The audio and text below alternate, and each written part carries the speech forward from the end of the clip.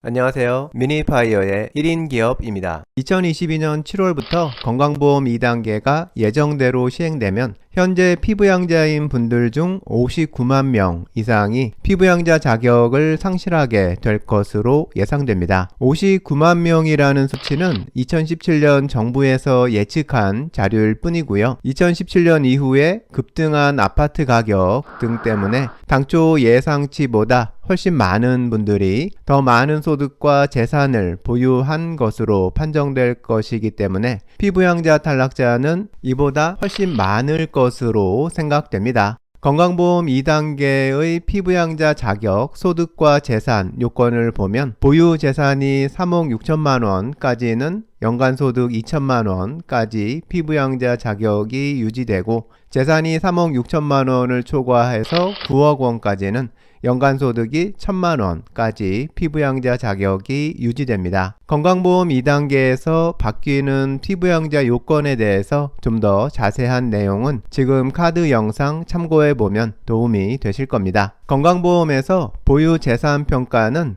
재산세 과세표준 금액을 기준으로 합니다.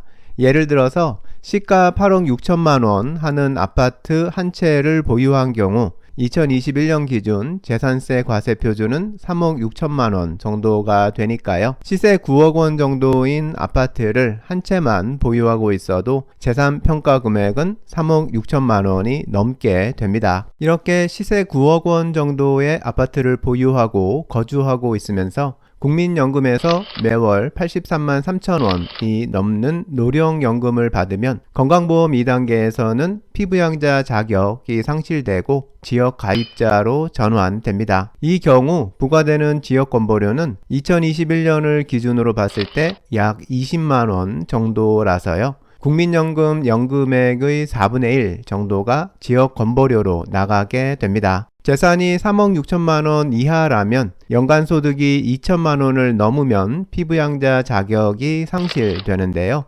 연간소득 2천만 원이면 매월 167만 원 정도인데요. 직장 생활을 20-30년 정도 한 분들이라면 국민연금 연금액도 100에서 130만 원 정도는 될 텐데요. 여기에 일시적 근로소득이나 기타 소득, 배당 소득 등등의 다른 소득이 포함될 경우 피부양자 자격을 잃게 되기 쉬운 상황입니다. 이렇게 보면 건강보험 2단계에서 피부양자 자격 요건을 판단할 때 소득에 대한 판정에서는 국민연금 연금액이 큰 영향을 끼치는 걸 볼 수 있습니다. 연금액이 클수록 건강보험 피부양자 자격 유지는 더 어려운 상황이 되고 맙니다. 국민연금은 안정적인 노후 생활을 위해서 10년, 20년 이상을 고생해서 불입해온 건데 이 국민연금에서 받는 연금액이 지역건보료에서는 오히려 불리하게 작용하는 상황이 돼버리니까 좀 어처구니 없기는 합니다. 만일 피부양자 자격이 상실되면 누구나 염려하는 지역건보료 폭탄이 날아오게 되는데요. 매달 최소 20-30만 원이라고 봐야 하는 정도고 40-50만 원이 나오기도 합니다.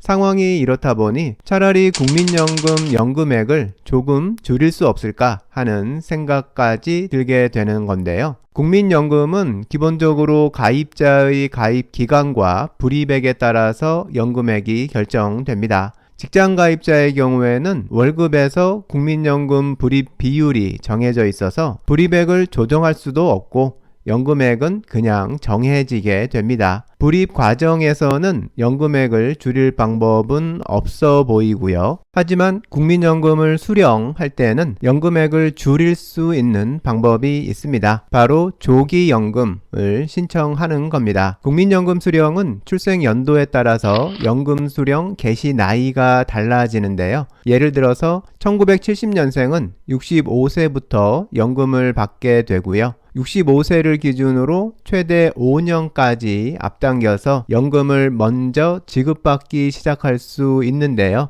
이것이 조기연금입니다. 조기연금은 국민연금에서 인정하는 종류의 소득이 없는 경우 신청이 가능하고요. 조기연금을 받게 되면 1년에 6%씩 연금 수령액이 줄어들게 됩니다. 연금을 1년 일찍 받기 시작하는 대가로 수령액이 6% 줄어드는 겁니다. 연금 수령액만을 생각한다면 조기연금은 가입자에게 그렇게 유리하지는 않은 제도입니다. 평균 수명이 계속 늘어가는 추세라 더더욱 선택할 필요가 없는 방식인데요. 연금 수령 총액을 비교해 보면 제 나이에 연금 수령을 시작하는 경우와 5년 먼저 조기연금을 받기 시작하는 경우를 비교해 볼 때 80세가 되기 전에 연금 수령 총액에서 손해를 보기 시작하기 때문입니다. 하지만 이렇게 연금액이 줄어드는 조기연금도 지역건보료와 같이 놓고 보면 유리한 점이 있어 보이게 됩니다. 간단한 사례를 들어서 생각해 보면요. 건강보험 2단계가 시행된 후에 재산세 과세 표준 4억 원인 아파트를 소유한 분이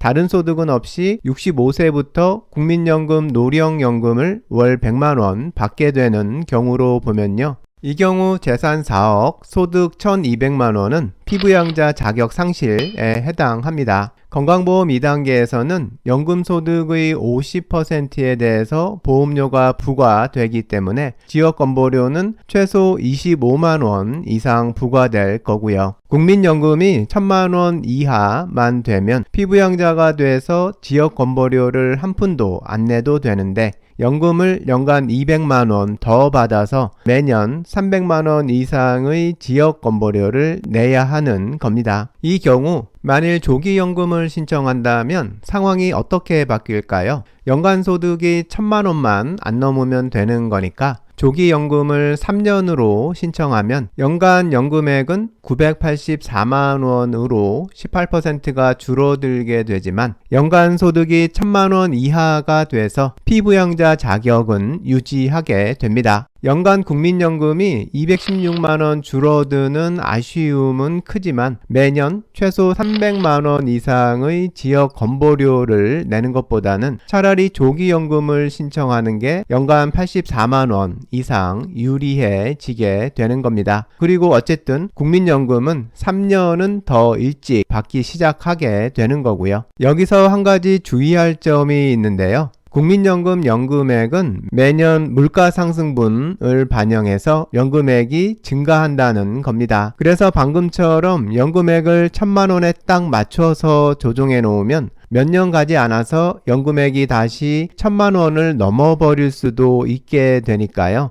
만일 실제로 조기연금을 활용해 볼 생각이라면 적정한 기간과 금액에 대해서 꼼꼼히 따져보는 게 필요합니다. 사실 건강보험 피부양자 자격을 유지하기 위해서 국민연금 조기연금을 신청하는 건 상당한 주의가 필요한 방법입니다. 무엇보다 꼼꼼하게 확인해야 하는 건 지역 가입자가 됐을 때 납부하게 될 지역건보료 예상 금액 확인입니다. 이 금액을 잘못 계산해서 적용하면 최악의 경우에는 국민연금과 지역건보료에서 모두 손해를 볼 수도 있게 되니까요.